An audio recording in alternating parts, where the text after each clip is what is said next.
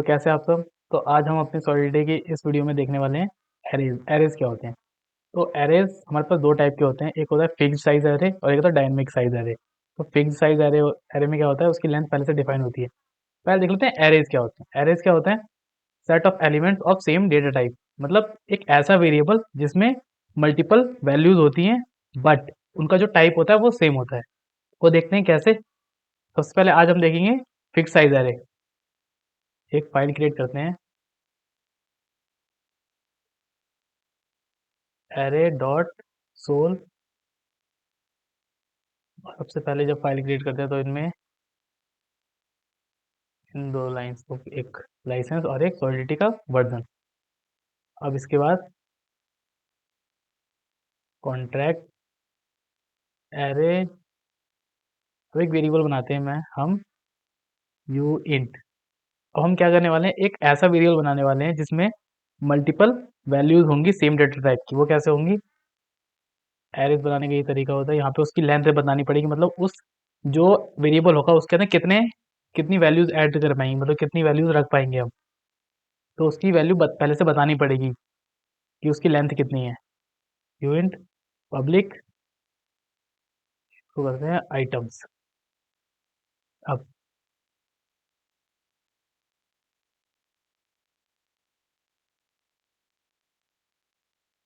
You I N T,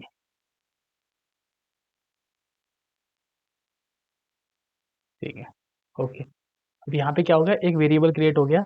एक variable create हुआ है जो किस टाइप का, यूनिट टाइप का, लेकिन हमने स्क्वायर ब्रैकेट से हमने ये बता दिया कि ये एक एरे है। अब इसका क्या मतलब है? एरे है तो इसके अंदर मल्टीपल एंट्रीज होंगी। अब मैं इसको सेव करता हूँ और जरा कंपाइल हो गया ऑटोमेटिक। अब जब मैं इसको डिप्लॉय करने जाता हूँ, डिप्लॉय हो गया। अब मुझे आइटम्स चेक करना है, तो आइटम्स के अंदर इसमें क्या होगा ना, एरे, इसमें मल्टीपल एंट्रीज होंगी, एक दो तीन चार पाँच, ठीक, ओके। अब पांच एंट्रीज होंगी बट तो हमें सारे सबको एक बार में गेट नहीं कर पाएंगे, हमें इंडेक्स नंबर से गेट करेंगे। Index number 0 1 2 3।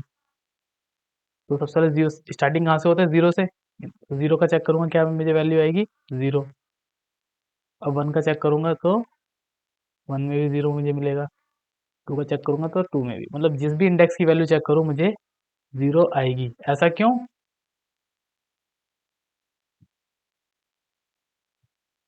ऐसा इसलिए क्योंकि इसका डाटा टाइप क्या है, इंट। और इंटीजर में अगर मैं वैल्यू असाइन नहीं करता हूँ तो सॉलिडिटी में क्या होता है, ऑटोमेटिक उसकी जो डिफ़ॉल्ट वैल्यू होती है इंटीजर की वो सेट हो जाती है। तो इंटीजर की डिफ़ॉल्ट वैल्यू क्या है सॉलिडिटी में, ज़ीरो। तो इसलिए यहाँ पे सबकी वैल्यू ज़ीरो सेट हो गई है। तो अब मुझे इसकी वैल्यू को ऐड करना है, मतलब इसके अंदर वैल्यू ऐड करनी है। दो तरीके हैं, या तो मैं यहीं से जब मैंने इसको डिक्लेयर किया है वहीं पे इसके अंदर असाइन कर दूं वैल्यू, ऐसे 1 2 3 4 5। फाइव कर, अगर मैं इसके अंदर, मैंने यहाँ पे लेंथ कितनी डिफाइन करी थी, पाँच, मतलब इसके अंदर पांच एलिमेंट ऐड कर सकता हूँ।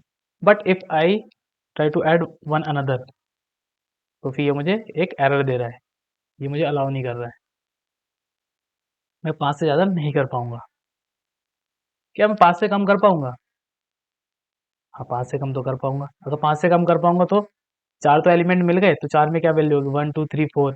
लेकिन जो इसके आप बाद वाला इंडेक्स इंडेक्स नंबर होगा उसमें क्या वैल्यू होगी, जीरो। एक तो ये तरीका है। और हम यहाँ से ना करके हम कंस्ट्रक्टर के, हमने कंस्ट्रक्टर पढ़ा था ना, तो कंस्ट्रक्टर के थ्रू वैल्यू असाइन करके देखते हैं इसके अंदर। कंस्ट्रक्टर आइटम्स, ये जीरो में, मैं ऐसे भी कर सकता हूँ कि एक एक स्पेसिफिक इंडेक्स में क्या वैल्यू डालनी है मुझे, जीरो में, वन में, टू में, वन में, टू में, थ्री में, थ्री, फोर। मैं ऐसे करूँगा।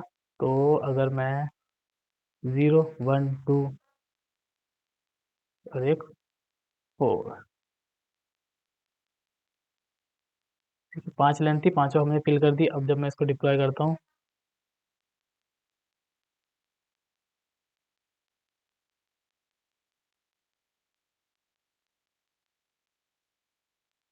अब हुआ, सेव नहीं हुआ। तो फिर यहाँ पे अगर मैं चेक करूँगा जीरो इंडेक्स की वैल्यू, क्या है 1 आ गई, क्योंकि जब मेरा कॉन्टैक्ट फंक्शन कब रन होता है, जब मैं डिप्लॉय करता हूँ, और वो सिर्फ एक बार रन होता है। मैं किसी भी इंडेक्स वैल्यू डालूंगा, इंडेक्स डालूंगा और मुझे उसकी इंडेक्स नंबर डालूंगा, मुझे उसकी वैल्यू वैल्यू मिल जाएगी। एक तरीका ये है, और एक और डायरेक्ट हम कैसे कर सकते हैं, आइटम्स इक्वल टू में 1 2 3 4 5, एक तरीका ये भी है, हम ऐसे भी असाइन कर सकते हैं। अब मानो हमने ऐसे असाइन करा, इसको हम रिमूव करते हैं, ये ट्रांजेक्शन होने में थोड़ा टाइम लगा रहा है। सेम ही है। अब अब मैं क्या करता हूँ, इसके एलिमेंट की इंडेक्स की जो वैल्यू है, जैसे कि मानो जीरो इंडेक्स पे 1 है, जीरो इंडेक्स पे मुझे 11 करना है, वो अपडेट कैसे करते हैं, तो उसके लिए हम सेटर फंक्शन बनाएंगे। Function set item, set item बनाएंगे तो उसमें क्या है, हमें हमें क्या करना है, हमें जीरो इंडेक्स की वैल्यू को अपडेट करना है। तो इसमें हम दो पैरामीटर लेंगे, एक तो लेंगे इंडेक्स, जिस इंडेक्स की वैल्यू को अपडेट करना है, और वैल्यू, जो वैल्यू हमें उस इंडेक्स में रखनी है। तो यहाँ पे U int underscore index comma U int underscore value, ये होगा पब्लिक। ठीक, अब हम यहाँ पे इसके अंदर वैल्यू आइटम्स, जिस जो इंडेक्स यहाँ से देंगे हम उसको, इस अंडरस्कोर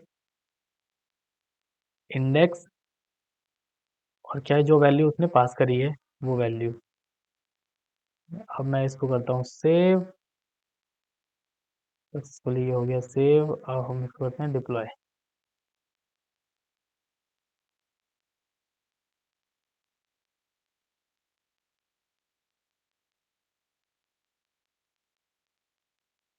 मेरा हो गया डिप्लॉय। अब मैं अगर जीरो इंडेक्स की वैल्यू देखूँ, क्या है 1, तो मुझे जीरो इंडेक्स की वैल्यू को अपडेट करना होगा, तो यहाँ से करूँगा। तो यहाँ पे देख रहे हो, ये मुझे अलाउ नहीं कर रहा है, कह रहा है यहाँ पे फील्ड में वैल्यू डालो। तो इसी इनपुट बॉक्स में मुझे दो वैल्यू डालनी होगी। जूम करके दिखा देता हूँ यहाँ पे, एक तो इंडेक्स नंबर 0 कोमा देके जो मुझे वैल्यू उसके अंदर डालनी है 11। एक तरीका ये है, या तो इसको ऐसे ओपन करो, यहाँ पे खुद अलग से डाल दो, यहाँ से ट्रांजैक्ट पे क्लिक करो, क्लिक करेंगे, अब ये वो ग्रीन हो गया, तो यहाँ पे मतलब ट्रांजेक्शन हो गया। अब पहले क्या था, 0 थी, 0 पे क्या थी, 1 थी, अब 0 पे चेक करेंगे तो 11 हो गया। तो ऐसे हमने क्या देखा, अपडेट करना भी सीख लिया कि इसके अंदर इंडेक्स के एरे के किसी स्पेसिफिक इंडेक्स में अगर मुझे अपडेट करना है तो वो कैसे करेंगे। ये हो गया। अब एक, जैसे कि सॉलिडिटी में ऑटोमेटिक जिस भी वेरिएबल को हम क्या बनाते हैं पब्लिक, तो उसका एक गेटर बन जाता है यहाँ पे। तो यहाँ पे गेटर बन जाता है। तो लेकिन हम इसको ऐसे नहीं करके ना, हम एक फंक्शन बनाते हैं जिसमें हम इंडेक्स नंबर देंगे उसको, और वो उस इंडेक्स नंबर की वैल्यू पास करेगा हमको। नीड नहीं है, लेकिन एक बार देख लेते हैं इसको।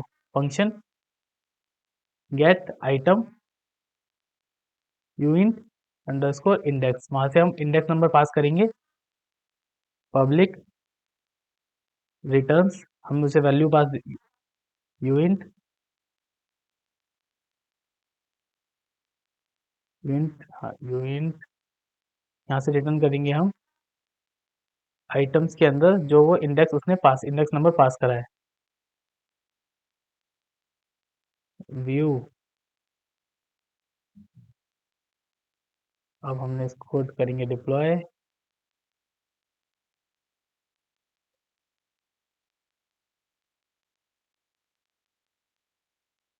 ये हो गया डिप्लॉय हमारा। अब जैसे कि हमारे गेट आइटम में इंडेक्स नंबर दूंगा, 0 पे क्या मिलेगा मुझे, 1 मिलेगा। अगर मुझे 0 की वैल्यू को अपडेट करना है, 0 कोमा 12 करता हूँ, अपडेट हो गया। अब 0 पे क्या मिलेगा मुझे, 12। तो ये था हमारा फिक्स साइज एरे इन सॉलिडिटी। अब नेक्स्ट वीडियो में हम देखेंगे डायनामिक साइज एरे। तो मिलते हैं नेक्स्ट वीडियो में।